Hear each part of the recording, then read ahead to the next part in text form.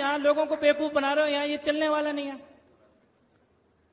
अपने 5 बंदे इकट्ठे करके उधर तू फिलिस्तीन फिलिस्तीन फिलिस्तीन, तो फिलिस्तीन तो खत्म, उसकी एक्सपायरी डेट उसी दिन पक्की हो गई थी जिस दिन इजराइल पे हमला हुआ था।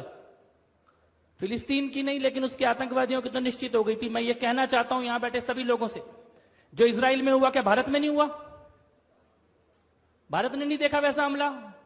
कसाब आया था, क्या था वो दिन?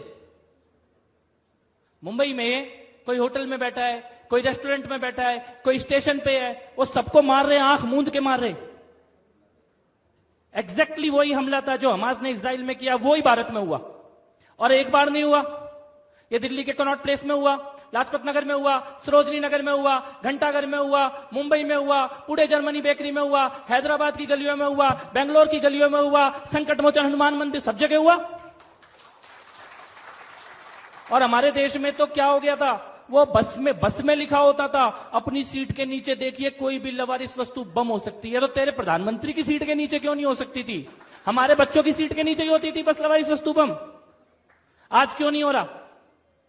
वही सेना, वही पुलिस, वही एजेंसी, वही रॉ, वही गुप्तचर, वही सारा सिस्टम है, खाली एक नेतृत्व बदल गया। आज करके दिखा दे कोई दिल्ली में, मुंबई में, पुणे में। ये राष्ट्रवाद है। और मैं ये कहना चाहता हूं कि कोई गलतफहमी में मत रहना कि जो इजराइल में हुआ वो पहली बार हुआ या आखिरी बार हुआ।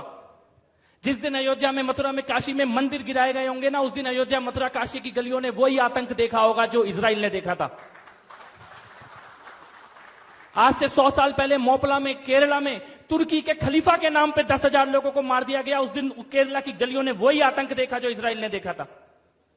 डायरेक्ट एक्शन डे के दिन कोलकाता की गलियों ने वही आतंक देखा जो इजराइल ने देखा था। और 89-90 में कश्मीरी पंडितों ने वही आतंक देखा जो इजराइल ने देखा है। कोई यहां पे बैठ के अगर हमास के या फिलिस्तीन के साथ खड़ा हो रहा है ना, वो हमास या फिलिस्तीन के साथ खड़ा नहीं हो रहा, वो तुम्हें मारने और काटने वालों के साथ खड़ा हो रहा है। और ये बता रहा है कि जिस दिन तुम्हें मारा जाएगा उस दिन वो कहां खड़े होंगे।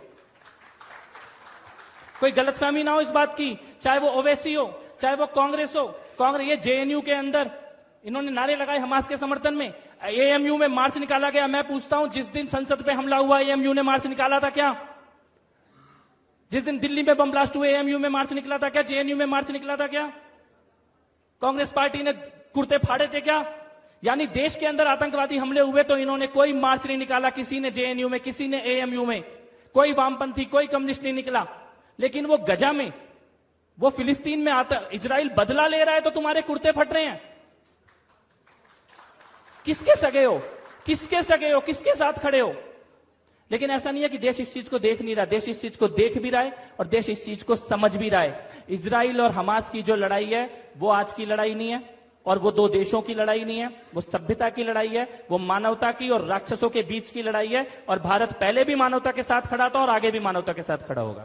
लेकिन कपिल जी